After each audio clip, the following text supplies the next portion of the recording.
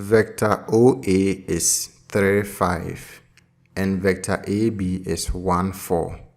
If O is the origin, find the vector OB.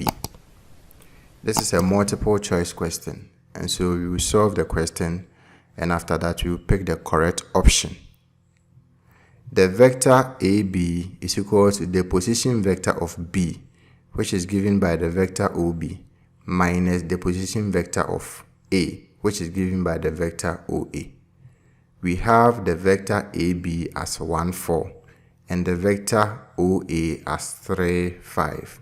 So we can substitute it here and find the vector OB.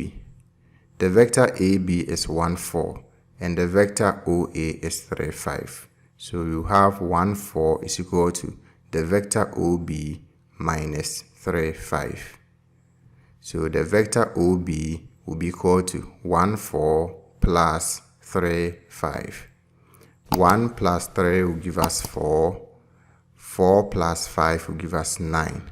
And so the vector OB is equal to 4, 9. When we look through the options, we can see that the correct option is A.